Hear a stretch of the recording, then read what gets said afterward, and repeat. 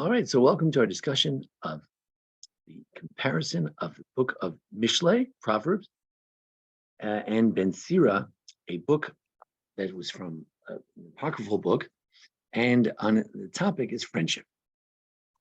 When I say it's an apocryphal book, just to review, it means that it appears in what Christians call the Apocrypha, and indeed, we mentioned last week, Rabbi Akiva thinks that you shouldn't read it. If you read it, you don't have no portion of the world to come. You're in bad shape.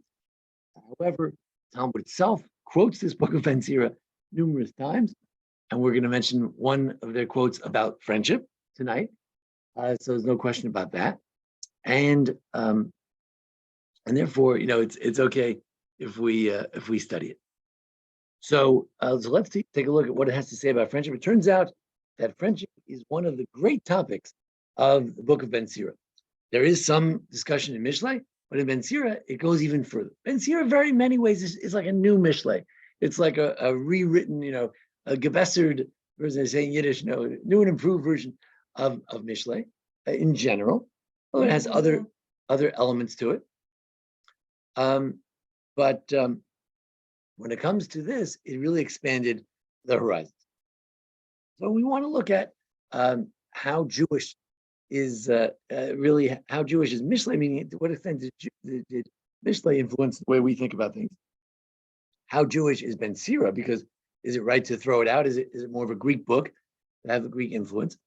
But actually, I'm even more interested in another question. But before we get to that, I just want to mention that a good way to study Mishlei, Proverbs, is the book by Samson Raphael Hirsch, or it's sort of a compendium of put together from Rav Samson Raphael Hirsch from the wisdom of Mishlei. What's nice is that when you study the book of Mishlei, you say, "Hey, there's a saying about this, and a saying about that, and a saying about the other thing." What's the topic?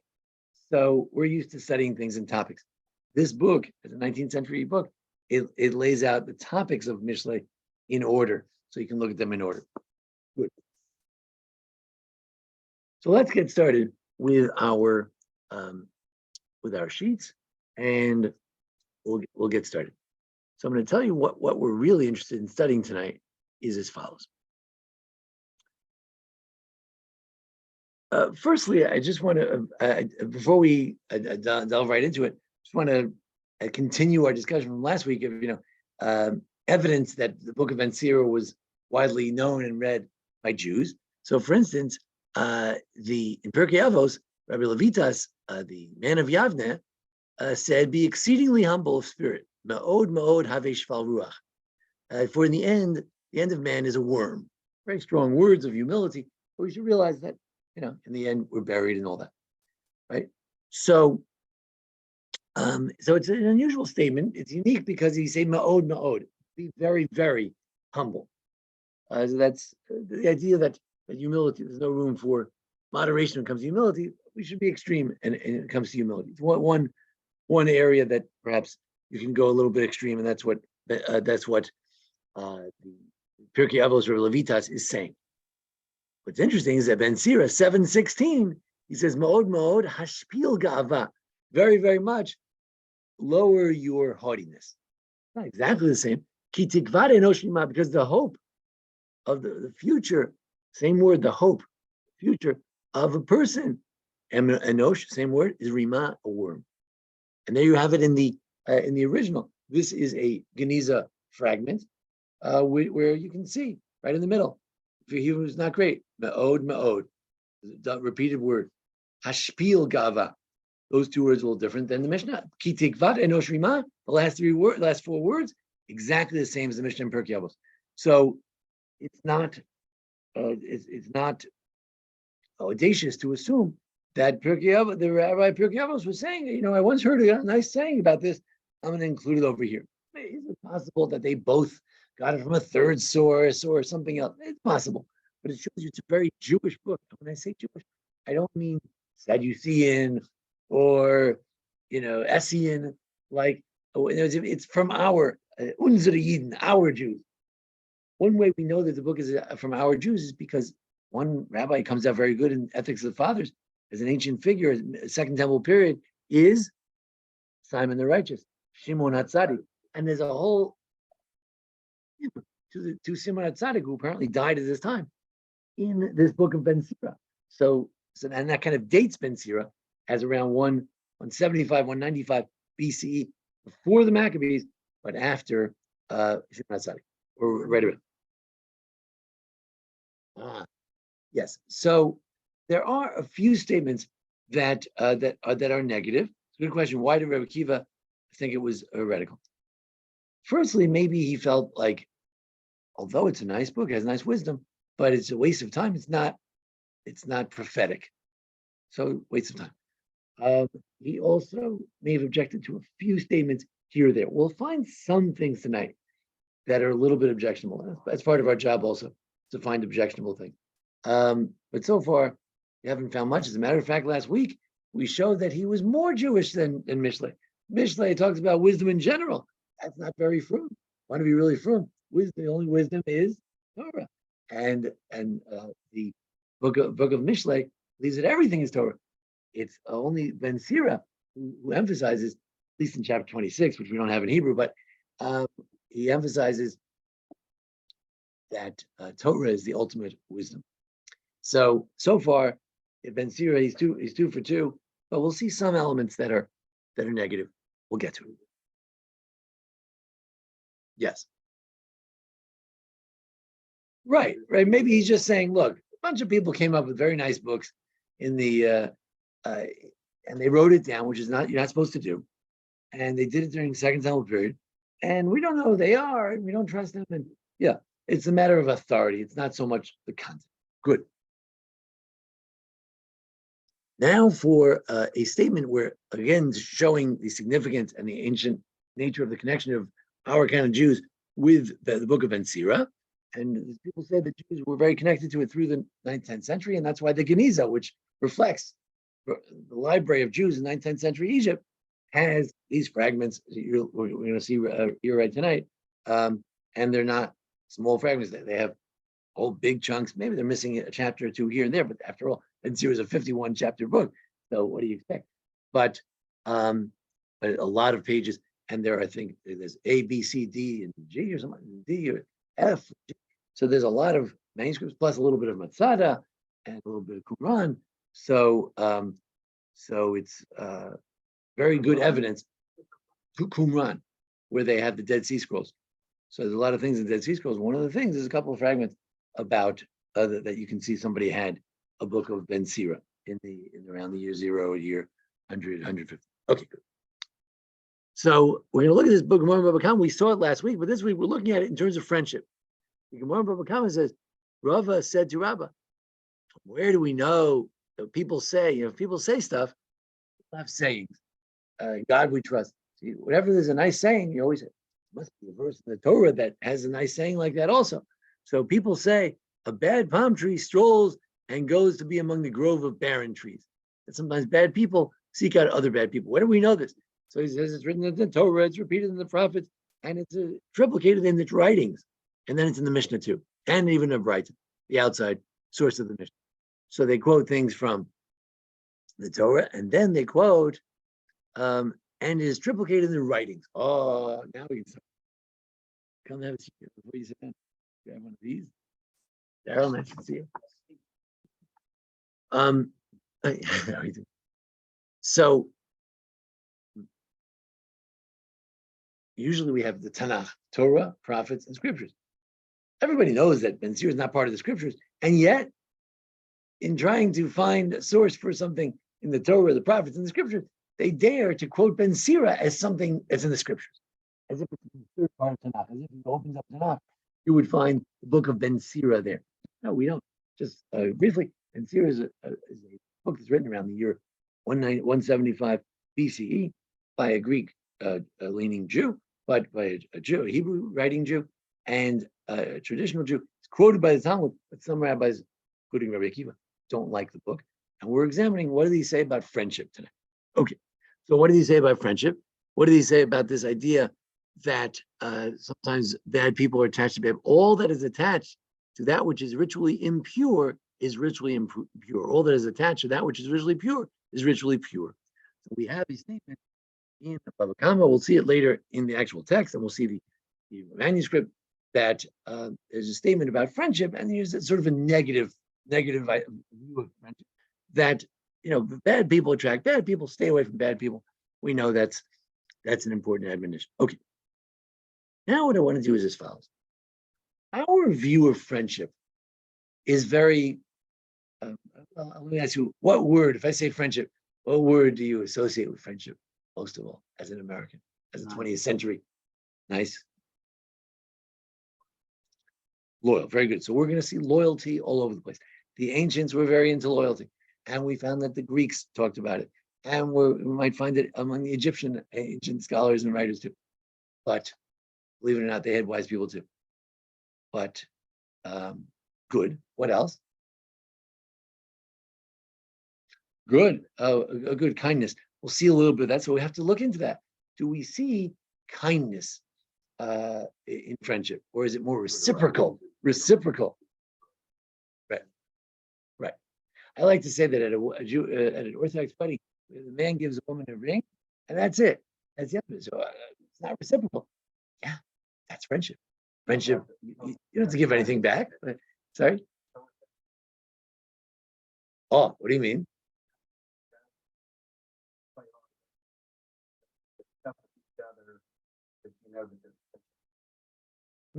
It's a tough love type of thing. Could be.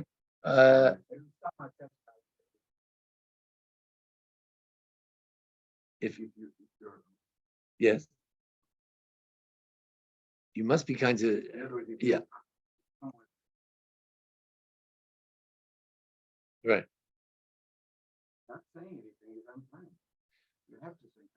Right. I think Dad was talking about the demeanor of it. It looks tough on the outside. Yeah, I'll accept that. But obviously, right. Is it just right? Kindness to me implies one-sided kindness, even when there's nothing reciprocate. We all know that some people look at friendship more reciprocal, right? Well, I helped him with his lawnmower last week. So what does he do? What have you done for?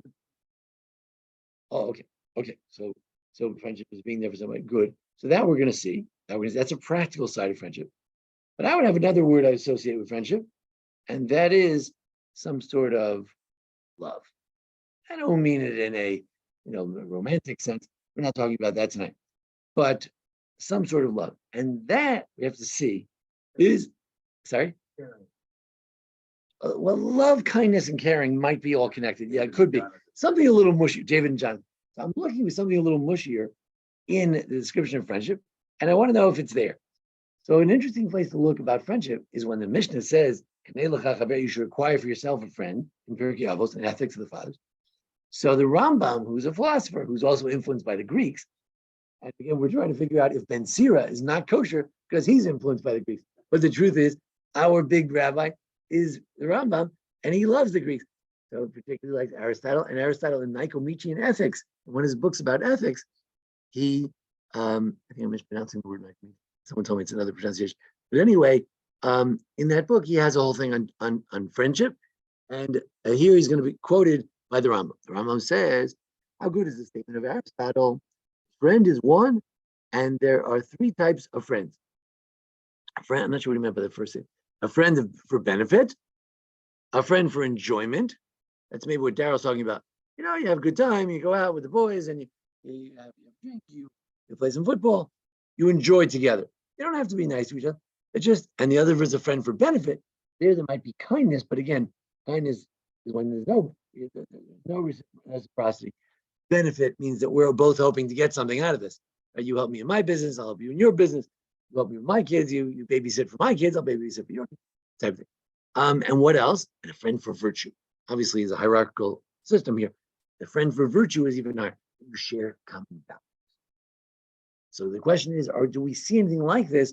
Either, especially since if he's getting it from Aristotle's before this Ben Sira fellow, this book, this apocryphal book that we're examining tonight. So maybe we would find that in Ben Sira, if he was very a Greek book. But maybe he didn't read Aristotle. Maybe he doesn't care about Aristotle. Maybe he's very Jewish. So anyway, that's one of the things we want to look at. Indeed, a friend for benefit is like a friendship between two business partners. Friendship of a king and his retinue. Whereas the friendship of enjoyment is two types. A friend for pleasure right? Do you enjoy drinking together? And a friend for confidence, like a confidant. So it's enjoyment in that I appreciate it when I'm having a bad day and I can talk to him, it makes me feel better. And then he does the same for me as well. I want to close the door. It's a lot of kids. There's a kids program, which is always good. Indeed, the friendship for pleasure is like the friendship of males and females. So, he wanted, of course, Rambam is not the most politically correct, progressive when it comes to men and women. Okay, he lived in Iran. He lived in Muslim countries. But in any event, so he had that sort of approach. But in any event, so he thinks that man and woman, their relationship is for pleasure. Makes it different. I think it's not just for pleasure. That's a strong element, a gluing element of the relationship. But most of the time, husband and wife, unless you're some kind of maniac, husband and wife, most of the time they're doing other things other than that kind of physical pleasure. So there has to be something else there. I would think that they also have to share values and virtues and things like that. In any event, what else? Males and females. And whereas a friend of confidence is one a man has a friend to whom he can confide his soul. I would say that's right. But in any event, confide your soul, good. That's a good friend. And he will not keep anything from him, not in action, not in speech. And he will make him know all of his affairs, the good ones and the disgraceful, without fearing from any loss that might come to him. A real confident. We have to see talk about this secrets, being able to share secrets. When you're a certain level of confidence, you find great enjoyment in his words and his great friendship. A friend for virtue. What about that? What's a friend for virtue? Is when the desire for both of them and their intention is for one thing, and that is for the good. Someone described, I think C.S. Lewis has a book about friendship, and he describes it like this: friends who are interested in each other, they're friends who are looking out toward something else. And that's, he would say that they're looking out at some goal together. And other friends who, let's say, they want to get pleasure from each other, benefit from each other, or they love each other. But friends who are looking out toward a virtue, now notice it takes away some of the tension. When friends are looking at each other, there could be friction. When if you have a marriage and they're sharing values, they're looking out at other things. It's not so, do you love me? Do I love you? They have a mission together. They have a program. They're looking out at something else. Sometimes it's a more long-lasting friendship. Anyway, and each one wants to be helped by his friend in reaching the good for both of them together. This good for, but they want to reach, let's say, virtue. They want to reach kindness. They want to reach humility, greatness. They're trying to reach a certain virtue, and they'll help each other get there together. And this is the friend who is commanded to acquire. When the Mishnah says, Pirkei Avos, ethics of others, you should acquire for yourself. We're going to see later this expression, acquire yourself a friend. When it says that, it means to acquire Aristotle's third type of friendship for virtue. They're going to share their pursuit of virtue. So they want to study Torah together. They want to be learned. They want to be righteous together. And it is the love of the master for his student and the student for the master. Right? The student and the Rebbe and the student, they share a desire to move forward. Similarly, we should look at, and now we turn to page. Our page numbers continue from last week, so now we're on page 14. So on page 14, you have a summary of Rav Soloveitchik, the Rav, on the Lonely Man of Faith from Rav Bezdin in his little book, and he says that there are two Adams, two people, two prototypes of human being, Adam 1 and Adam 2. Chapter 1, chapter 2. In chapter 1, helpless individuals, fifth line down, helpless individuals realize they cannot cope with life's multifarious needs and challenges when acting alone. Partnerships are formed, contracts are signed, treaties or mutual assistance are made. So they must unite with others for practical reasons. It's not good for man to be alone. It means that if man is alone, it's not good, meaning they're going to miss out on some stuff. It's a practical question. However, at the same time, we are also described as being Adam 2. The human being is also described in another way in chapter 2 of Genesis, that we're not here to conquer the world. We don't need to. You don't need a work partner. We're just trying to control ourselves, it's in chapter 2. There's Adam is longing for Eve. He's looking around. He says, "I don't have any companions. He's lonely. It's not just that it's not good to be alone because he needs to build a building, but it's not good because he's lonely. It's existentially lonely. So there's like a longing. So are we going to see any of that? That's already maybe talking about a man and a woman, but is there something in your soul and not just some practical thing that friendship's all about? That's the question for tonight. All right. So we're interested both in terms of, does it have any sort of modern sense? Does the book of Mishlei or Ben Sira have any modern sensibilities of friendship? Number one. Number two, any Greek sensibilities of friendship? Because we saw Aristotle. And number three, what sort of sensibility, what sort of friendship does it promote? Okay. So we're going to go through some verses and you're going to help me figure out what type of friendship is being described. Mishlei 7, page 15. Mishlei Proverbs 17:17. A friend is this second part of this is a very famous Jewish proverb. A friend is devoted at all times. A brother is born to share adversity. Brother is born to share adversity, right? You don't hear from your brother for 10 years, right? All of a sudden he hears that you have a heart attack and your wife died and this and that. What does he do? He shows up, he takes care, he adopts the kid. He hasn't even spoken to you. All of a sudden, what did he adopt? He adopts the kid, right? You have a tzara, you have a tzara, he was born to do that for tzaras. But the friend is always there. He's right there. He's your friend. By definition, he's somebody you haven't spoken to in 10 years. He's a good friend. He's around. He's a next door neighbor. He's a guy you get together for coffee every week. So but the sorrow comes, right? Your friend may not adopt your child when God forbid a person dies. The friend's not necessarily coming in to adopt the children. All of a sudden, it's the foster kid. But the brother, his brother. So the brother is more for tzar. So what sort of friendship is this?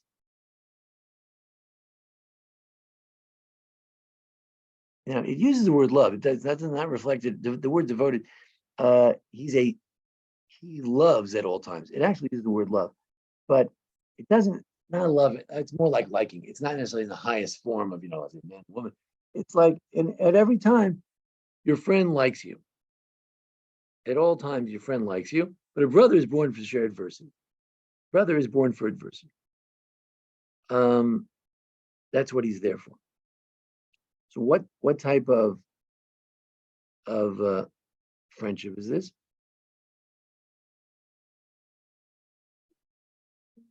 Right, probably. In other words, it's saying that the friend is always there for your tzaras, but the brother is there for the big tzaras. He's born.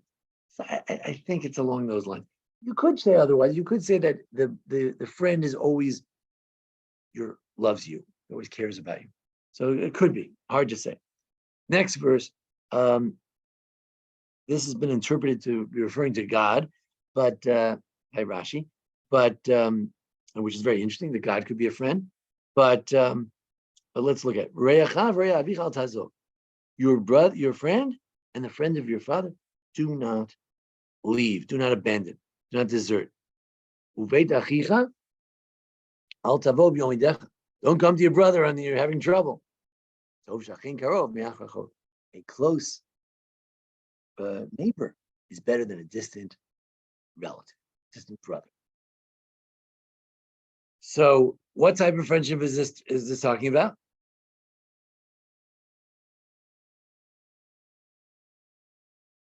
Friendship for what purpose?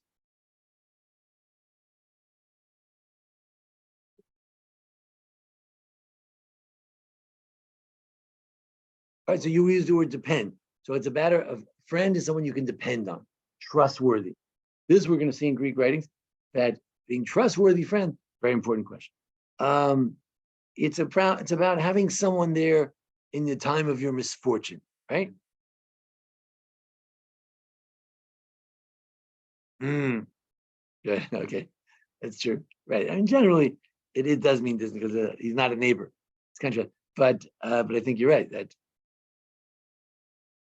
right. Right.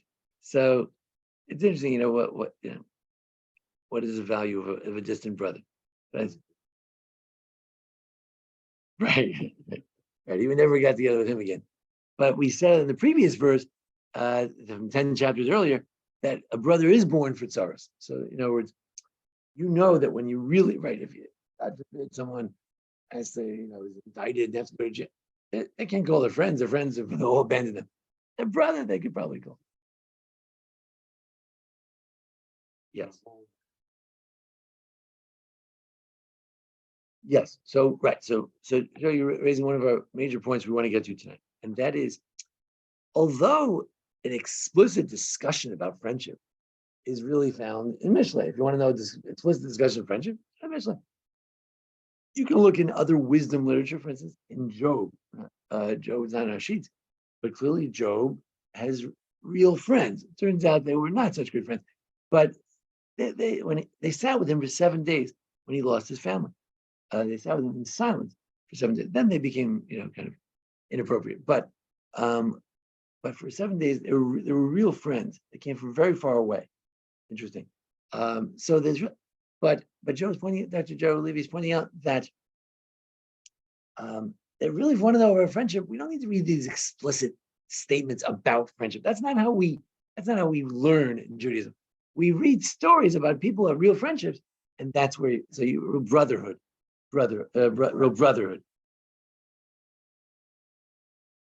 narrative. It may be more of the Torah's style. Yeah, the philosophy we learn from stories, Agadah, and stories of the Talmud. There's no philosophy section in the Talmud. There's stories. Yeah, so it's interesting. Good. We'll get back to that now. So there's also the loyalty of when you're in trouble. There's also somebody for a time of misfortune. So there's an element of, but there's also an element here. We link next week's topic, which is family, this week's topic of friendship. That your friend of your father, you shouldn't leave. As a real friend, the friend of the father. In Memphis, everybody's an uncle, right? So what does that mean? You're very close with your father is very close to someone. You consider him an uncle, and therefore, in some cases, their children are also sort of like your brothers, your cousins, right? Again, I don't know if I like that idea that this guy is my friend, but he's really my cousin. I don't know if I like to mix the two, but there's some truth to that if you do mix the two, that's a real friend, somebody who's your friend and the friend of your father. It goes back generations. There's a certain covenantal relationship goes back generations. Good. Chapter 20, verse 2. Verse 6. He says, Rav Adam Yikra Ish Chasdo. He calls many a man his loyal friend. And here he says loyal, but Chasdo, Chesed, is Chesed. The Ish Emunim means, but who can find a faithful man? So a lot of people are Ish Chasdo, maybe a friend who does a lot of kindness for you. I have a lot of acquaintances who've always been very kind to me over the years. But a faithful friend, who can find? Again, emphasis on faithfulness. Someone wrote a treatise on the Ben Sira and his treatment of friendship. Just to give you the reference, the name of the book is Ben Sira's Teaching on Friendship by Jeremy Corley. It's a Brown Judaic Studies. So very wonderful, and it's an open access online. And he claims that this is one of the major themes in Ben Sira as well, the idea of loyalty. So we've hit on one of the major themes, that ish emunim. The question is, can you find someone who's emunah? What emunah doesn't mean? Emunah means you can trust. Moses' hands were emunah until the sun rose. Faith? No, they were firm. They were trustworthy. They would stay up. They didn't fall. Good. But again, a friend is for someone you want to trust. It's someone to give chesed to you. We're not talking about that sort of friend for virtue. We're not talking about friend for love. We're talking at a different level. Good evening. Good evening. Come, Frank, take a seat. Like I said. So let's continue. Dvash matzada achol dayach. So we take to talk about limits of friendship. If you find honey, eat as much as you need. The less you enjoy it so much that you'll throw it up. Right? So similarly, hokar raglacha and beit reyacha pentis ba'acha and savacha usnacha. Keep your feet distant from visit your neighbor sparingly, lest you have his surfeit of you, and lo, you'll have his satiation of you, and he will hate you. So we're trying to talk about like the ultimate friend we want to know. Mishlei, there's this book of Ben Sira, does talk about like the ultimate friendship. And ultimate friendship, you were saying, trust a friend that he would want you to be there every day. Keep your distance. So it's sort of friendship at a distance. So it's not exactly some lovey-dovey kind of a friendship we might imagine. It's very practical advice how to keep your friends. Good. We move on to page 17. No, I'm sorry. Let me say 16. Yeah, 16. Page 16. Page 16. Don't get too close. Yes. It actually means don't get too close. So that's very interesting. I thought we were talking about friendship tonight. I thought we were talking about getting close. So it warns you, don't get too close. If you look in the Egyptian writings and the Greek writings, there's a lot about that, of being suspect of friend. And here we might get to a point where if we see this in Ben Sira, we might say if they're too suspect of their friends, it's not good advice. And we've gone to a place that's not Jewish. We're talking about how to be good friends, trying to give you advice about friendship, and he's telling you, don't trust anybody. And that already sounds like non-Jewish advice. Okay. But so far, we're just saying, look, there's a limit. You have a good friend, but don't overdo it. Don't be there every 5 minutes. Have some space. People tell me they call their mother every 7 times a day. You can argue about that. It's beautiful. You could say it's beautiful. You can also say it's too close. There's a question. Moving along. A beautiful and important verse about friendship. It just sounds beautiful.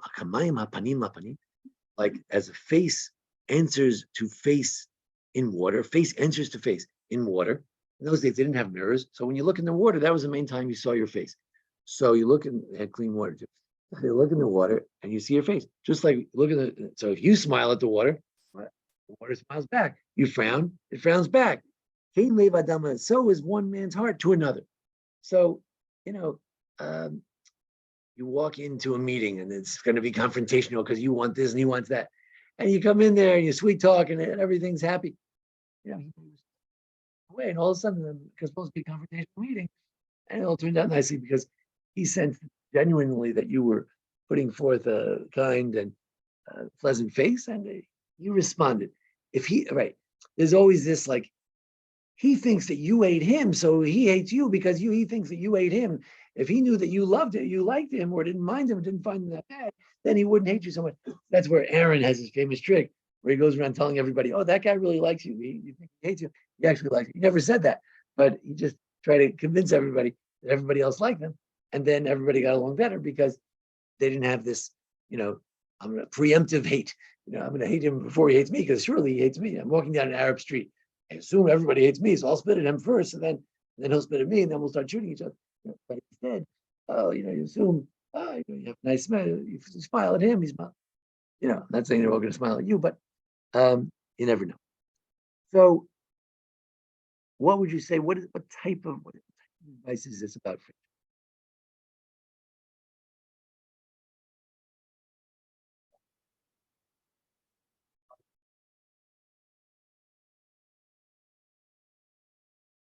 Right, but that sounds a little more like what's his name? The Dale Carnegie course. Yeah. How do you make friends and influence people? You smile. You smile at them, they'll smile at you. So it sounds practical. However, you might say that there's something deeper here that it's saying, look at Rashi over here. The way that just like a person was according to how much a man knows that his friend loves him, so he will show him his face. It will show you love as well. So could be that there's something deeper here that said, look, show you love to your friend. It'll bring out the love in him, and we're actually talking about love. Maybe, but maybe not. Maybe it's a practical advice. In general, I find, as you can see, we tend to find Mishlei advice tends to be more practical, down to earth.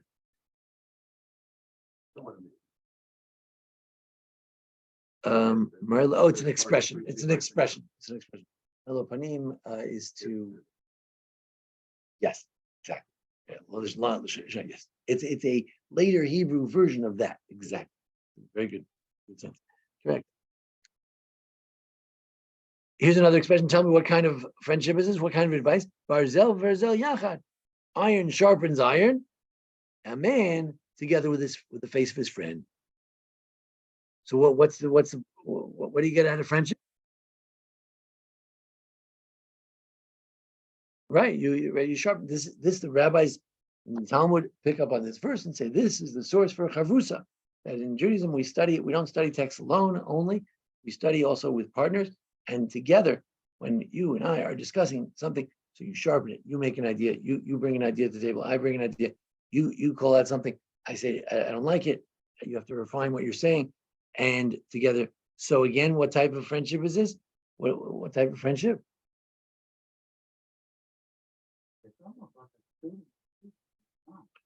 Could be. As they say, the rabbis say that a large stick can also make a fire with a small stick. It doesn't have to be the same size. So that the student and the teacher can also sharpen each other. But clearly, right, it's practical. Your friendship will help you sharpen your mind, sharpen your business ideas. It doesn't have to be, intellectual things. It could be business. Yes. Right. Dr. Joel refers to Rabbi Shimon ben Lakish and Rabbi Yochanan.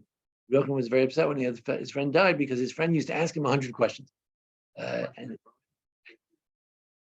his new friends used to tell him what a great rabbi he was and how brilliant he was. He really wasn't interested in that. He wanted to be sharpened. Good. L'tavaya, verse 18:1. A little bit. L'tavaya vacation yudaf b'chol toshia yidgala. He who isolates himself pursues his desires, disdains all competence. So this is an interesting idea that people are pursuing pleasures. Think about somebody who's maybe closeting, is in the closet, he's pursuing all kinds of pleasures. He doesn't have any interest in friends, friendship. He's got stuff to do in the closet. He's not interested in socializing. So that's an interesting idea that friendship, again, may be useful as being sociable and having friends will keep you out of just pursuing pleasures for your own sake. Pleasure just all about myself. Friendship, at least you'll bring your personality, your interest, and your desires outward rather than just keeping them, inward, trying to please yourself. Good. It's interesting advice. Not sure what it tells us about friendship, but it's another practical advice that friendship will take you out of your own head. Moving along, 1824. Ish re'im litroeh, yesh ohed davek miach. Okay, here's an interesting one. There are companions to keep one company. There are friends who are there. The friendship is there for friendship. I like that when I was single. I needed companions. There were some friends who they happened to be around, so I was friendly with them. After that, I wasn't so friendly with them because I needed some friends at that particular time. So there are some friends who are friends to be friends. But some lovers, again, it doesn't have any, it's not sexual. Some people you love or who love you, they are more clinging or devoted than a brother. The word clinging is a very strong word. Clinging is something usually we associate with either clinging to God or clinging to your wife. So that's where these words are used in Tanakh. So here he's saying there are friends that are just for friendship's sake. Why are you friends? Both like football. It's good. He's around, he hasn't anything to do, so we're both here. It's a friend for friendship. Nothing wrong. It's good. It keeps him company. But there's some friends who are more clinging than a brother, more devoted, more like this, more attached even than a brother. So here, we may have gone to a different level, right? This verse may be taking to us, if we go back to the Aristotle and Nicomachean ethics, right, of different types of friendship. Maybe this is a friend who's clinging to you out of shared values, out of an actual genuine appreciation of who you are, something a little higher. So here at Mishlei, finally, it gets to something a little deeper than practice. Good. Here's something else that might be on a higher level. Lev yodeh marat nafsho. A soul knows its own bitterness.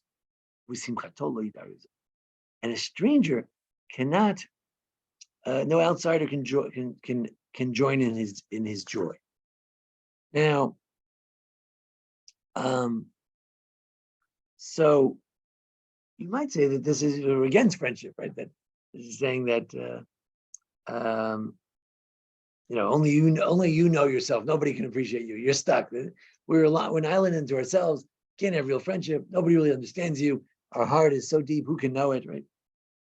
However, you could also say that an outsider cannot share in your joy, but an insider friend can share in your joy. He can know the bitterness of your soul.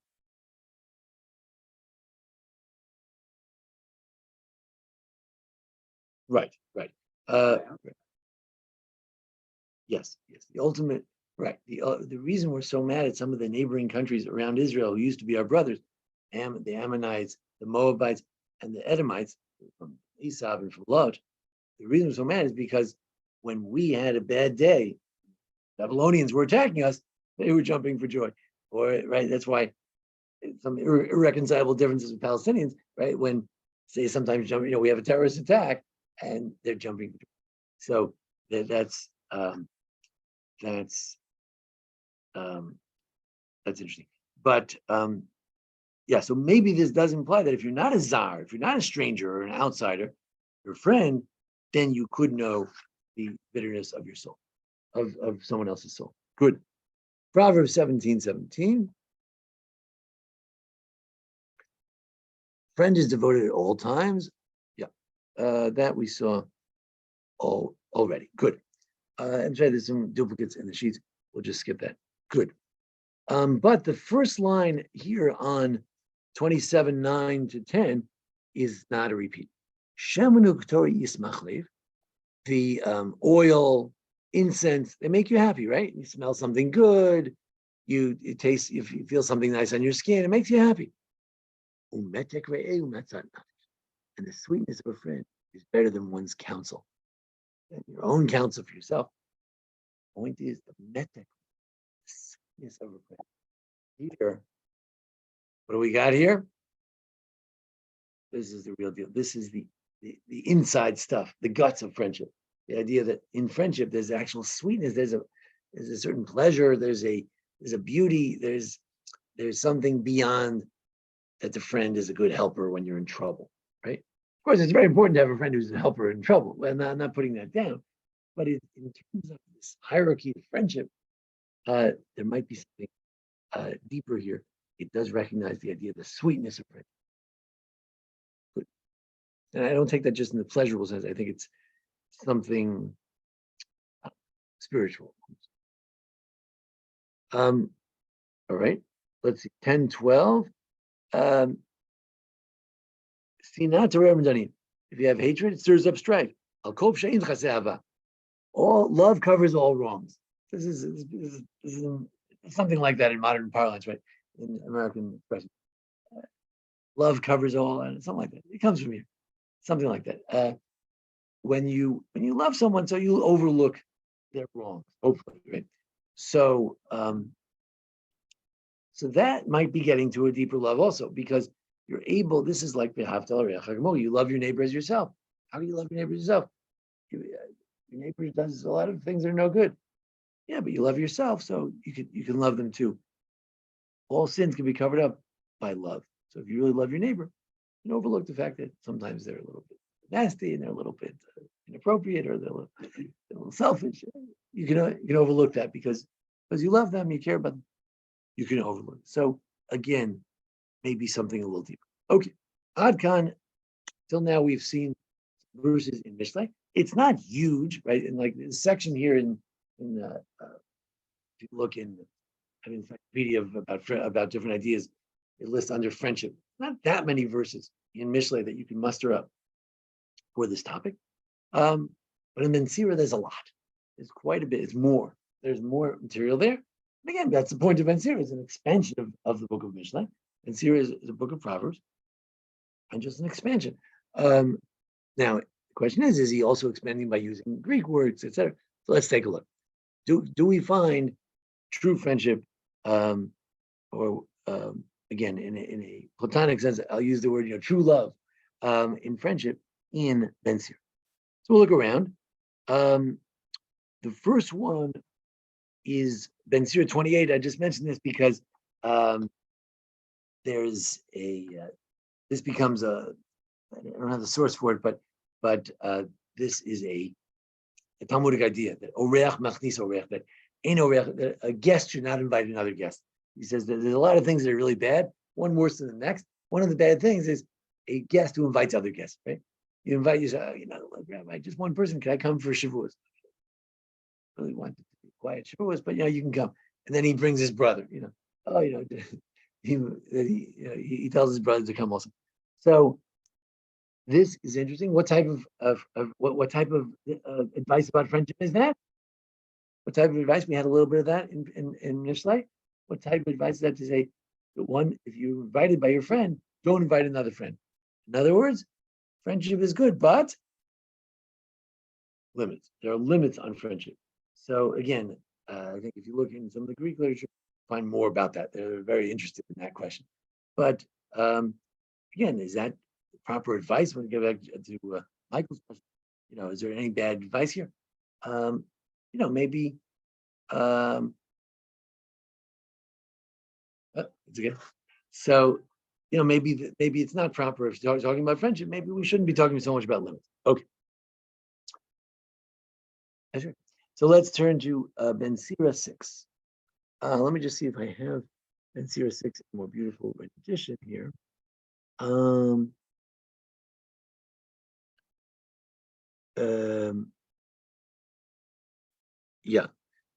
Listen to this. Pleasant speech. Yeah, just listen to this rendition. It's this person. I don't know how accurate it is or what, but it's in a somewhat scholarly treatise. Listen to this, and then we'll get back to the sheets that we have in front of us. Pleasant speech. This is not on your sheets. Pleasant speech makes many a friend. Right? Practical advice: how to win friends and influence people. And gracious lips multiply well wishers. Practical advice. Let those at peace with you be many. You have a lot of friends. Right?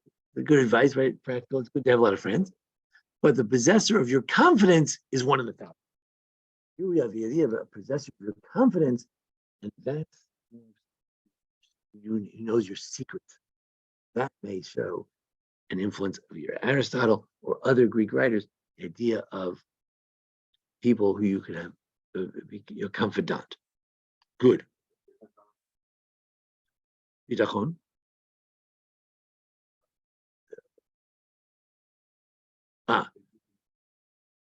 Right. So interesting. Right. So I was separating these two ideas. Dr. Levy wants to connect.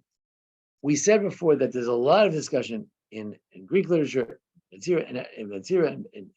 Mishlei, about someone you can trust, ish emunim, someone you can trust as a friend. You want to say that that's also connected to the idea of a confidant, right? So I was thinking that a confidant, that shows that you have an intimate relationship, that you can really get into the guts of life and the guts of your thoughts together. You want to say that, well, you don't want to say stuff that's in your deeper heart because someone can use it against you. So you have to trust them in order to get. So I guess they're related, but I'm interested more in the question of that it leads to deeper friendship. We're talking about deeper type of friendship, but you're right. It goes back to the question of trust, which is a very all these books that we're reading are all very interesting. Friendship. Good.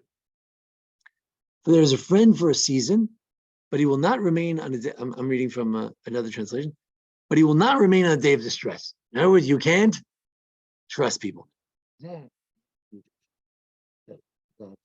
Or an idea that we don't need to focus on, right? That there's a friend for a season. There's a friend turned into an enemy. and he will expose the dispute to your disgrace, right? There's a friend, a table associate, but he will not be found on the day of adversity. So, sort of warning you about friendship, making you suspect. And I don't know whether, it's useful for society to sit around and read stuff like this. Everyone to sit around and suspect people. Maybe we should be more naive. In your prosperity, he likes you, but in your day of adversity, he will banish himself from you. But when you are humbled, he will turn against you, and from your presence, he will hide himself. So maybe these are the types of bad advice. Now you look here. Now I'll go back to Ben Sira 6 here at the bottom of the page, and we're on page 17. And anyway, for interest of time, we just heard it outside, so we don't need to see it again. Page 18. Also, I have a duplicate here, and you'll notice you can look at some of that if you want to experience the reading of a fragment from the Geniza. So here you have it on page 19. Look, right in the middle of the page, there's a little space. There's like 2 dots. There's a space and 2 dots. Right? This is right here on this page here. Looks like that. Page 19. There's a space there. There's a space right over here, sort of like a blotch, and then under the blotch there's a space. There's 2 dots in a space. It says Yesh Ohev Ne'apach L'Sonei. There are some friends who turn into enemies. He's going to reveal all the disgraceful things that you told him. Yesh Ohev Chaver Shulchan. Yesh Ohev Chaver Shulchan. Basic Hebrew word. Right? There is a friend who's a friend for the table. There's a Yiddish expression. It's a good guy to eat lakshin with. He's a wonderful guy. If you want to just have lakshin, you want to have some noodles together, it's a great guy. You want to do anything else, you want to go to business together, you want to learn, not good. But for just eating lakshin, he's fine. So there are some friends who are just for the table. So I don't know. So there could be some not good advice here.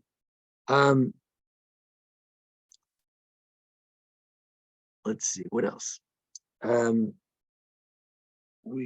He says, don't give up, on the bottom of page 19, don't give up a good, an old friend, because a new one will not be equal to you. We all know that as we get older, try to make new friends. It's not the same as the old friends, right? That's why Daryl comes home so much, right? To the old friends. But with all your power, acquire friends and consult with the wise. Page 20. So here we say acquire a friend. Where do we get this idea? Acquire a friend. It's in Pirkei Avos, right? He tells us to acquire a friend. Knei lecha chaver, to acquire a friend. Famous statement. You should appoint yourself a teacher and acquire for yourself a companion. So sure enough, we have this in Ben Sira.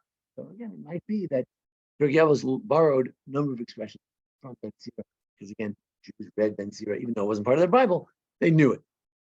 They may have known it by heart also. Ben Sira 9.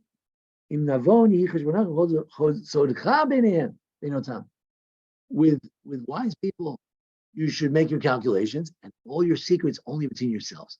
Secrets. The idea of friendship for secrets.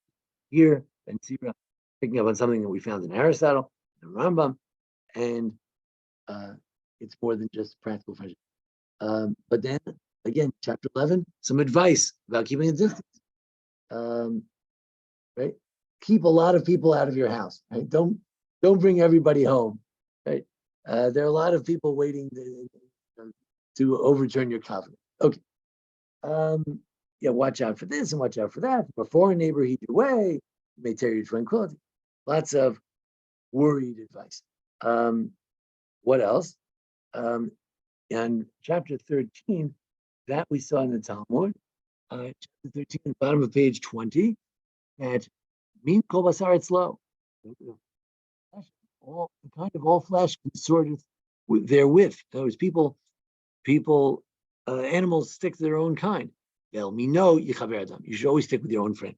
This could be a non-Jewish idea as well. The idea of this scripture could be a Greek idea that you should be friends with the class. There are verses that look at the next line. The rich and so is the rich unto a man that is destitute. What is fellowship shall a wolf have with the lamb? This is found in Greek literature. Such as the wicked to the righteous. Obviously, that's true. You don't want to be friends with the wicked and the righteous should be friends. So is the rich man to the poor. So he doesn't think the rich can be friends with the poor. There's some truth to that. You won't see that many shidduchim in our community. The super rich and the very poor. Not a good idea. It's balance power. And he owns the other person. So there's some truth to that. You should associate with people of your class because financial class, because otherwise people try to take advantage of you and ulterior motives. Okay, but nonetheless, or idea that was he's Jewish, but not an idea that we wanted to preserve for all generations. Interesting, page 21. Before you die, make sure you have a good friend. Is that what it means, or does it mean that before you die, you should do something? This is advice. Like, before you die, do something nice for a friend. Not sure. The idea of limitations again on page 21, Ben Sira 21. It says, he says, the third line at the end, barging into someone's house. Don't barge into people's houses. It's not a good thing. He also talks about other things Talmud mentions. Okay, moving along. On Ben Sira 22, I'll just focus on the end, about driving away. He that flingeth a stone at birds shall drive them away. So he that upbraideth a friend breaketh a friendship. He doesn't think you should. So, but later in 37 it says, it's I don't know translation. Don't rebuke him at a party. He's having a simcha. Don't make light of him. Right, that's good advice. Kamtam bar kamtam.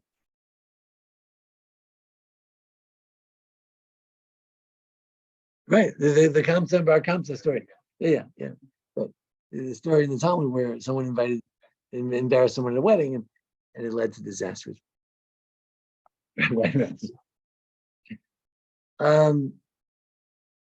What else? If you look on page 22, you have the idea of a friend and a companion will lead at the right time. Will lead at the right time. So companion, maybe a higher form of friendship. Better than both is a wise wife.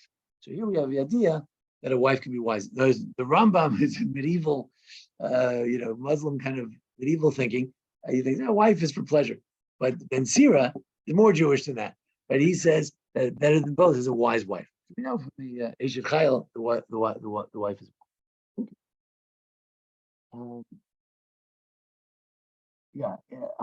A brother and a companion, a partner is for a time of tsaros. Again, the practical element. So I want to conclude with something that Dr. Levy mentioned earlier on, and that is that that the truth is, we want to know about real deep friendship. We probably shouldn't look at the book of Proverbs. Proverbs is a book of advice. If you're giving advice, you may have to give advice such as, "Hey, watch out for bad friends. Don't call your friend every day. Be a little bit hard to get." That's advice. But if you want to know about deep friendship, you have it in various stories in the Torah. So we have Shaul and Yonatan, one of the greatest stories of a friendship, as the Mishnah says, friendship that has no ulterior motive. David and Jonathan, right? Jonathan had every reason to kill David as his father wished, so that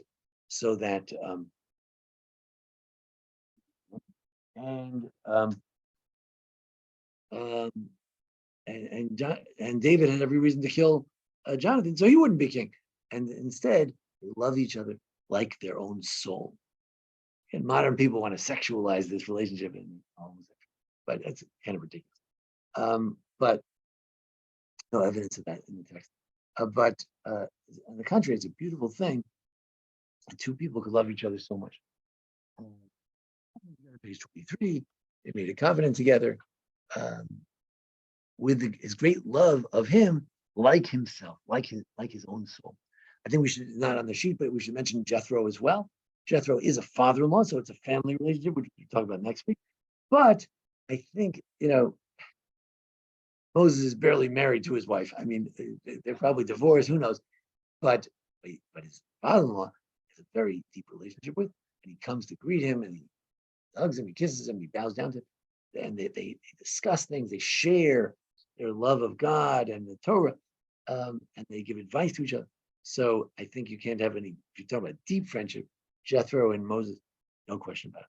Moses agreed to live with the man. Yes.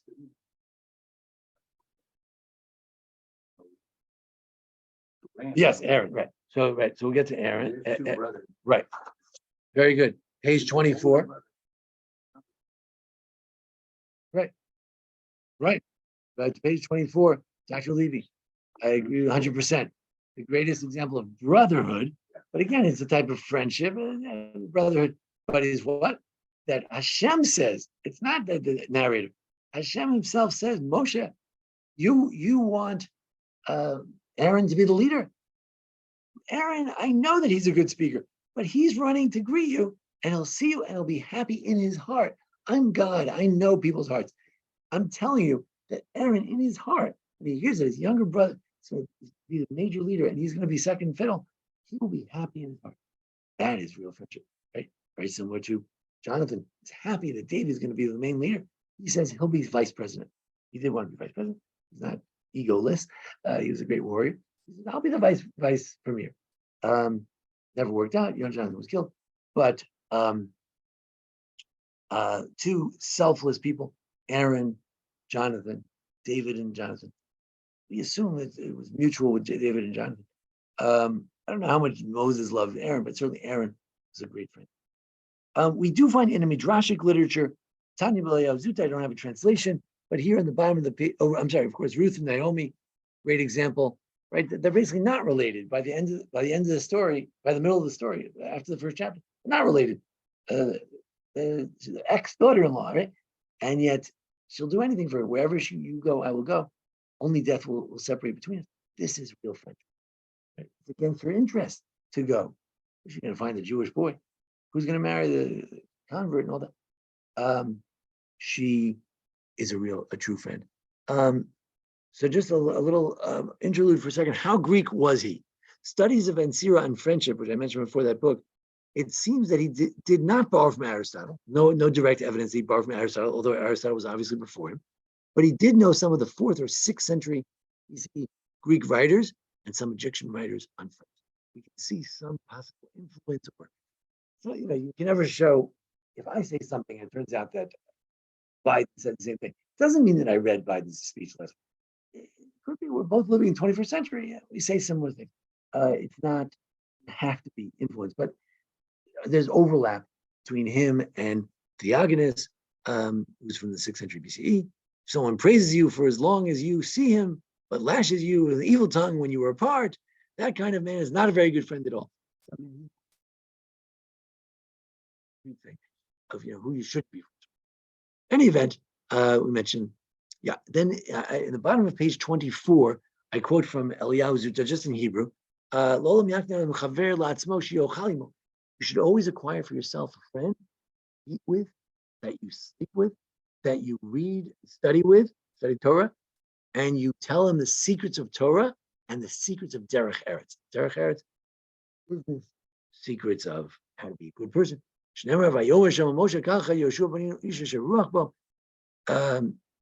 speaks of John tries to prove from Joshua, but that's not my point. My point is that this Tana D'Eliyahu, this midrash from the 9th century or whatever, claims that friendship is when you share Torah, secrets of Torah, secrets together. So certainly in medieval times, they're very much aware of the deeper question. Is, were the ancients aware of it? And I say, the Torah, it's all over the place, real friendship. But in Mishlei, a lot of practical stuff. So we found some verses that were more real and deep. And in Ben Sira, also very practical. Here and there, we found something a little deeper. Moving along. By the way, you asked last week, what's Ben Sira's name? So it says here, Shimon ben Yeshua. We always make fun of Christians. They call Jesus, they call him Yeshua. Could be. I mean, we don't call him that. We call him Yeshu. Because Yeshua has the root of salvation. We take the ayin out, so it doesn't have the root of salvation. But anyway, Shnikra Ben Sira. So this has nothing to do with Jesus. We're talking about hundreds of years before Jesus. It might be the same name as what some people think Jesus' name. Anyway, Ad Hena Divrei Shimon. Until here are the words of Simon, son of Yeshua, Shnikra Ben Sira. So Ben Sira, his first name was maybe Yeshua, and his son Shimon transcribed it. Chachmat Shimon ben Yeshua ben Elazar ben Sira. I don't know. Maybe there's another person. I'm not sure. I forget exactly how it works, but there are maybe several generations of Ben Siras involved in finally transcribing everything. So that's our discussion for today. So in the end, how do we evaluate friendship and how we evaluate Ben Sira? So we showed that that in the Torah itself, if you want to know Jewish values, you want to know about friendship, you need to look in the Torah itself, not necessarily in the book of advice. The book of advice, you find more practical advice in Mishlei, but hints to a deeper friendship you do find. The Rambam already laid out, based on Aristotle, what a deeper friendship involves, and that includes shared values. And that I think you'll find in, let's say, Moses and Jethro. They're interested in leadership, they're interested in ideas, and they share that together. They're interested in praising God and finding God, and they share that together. Is Ben Sira a Greek book? I think to the extent that he talks about staying away from people rather than getting together, I think there may be some influence there. But overall, he's very, he hones closely to Mishlei, it's hard pressed to say why this should be such a terrible book. Rabbi Akiva would say, if you read it, there's no portion of the world to come, other than maybe just wasting your time. But we will continue to investigate, and next week we have a final week where we'll discuss the Mishlei and Ben Sira reviews on family. All right.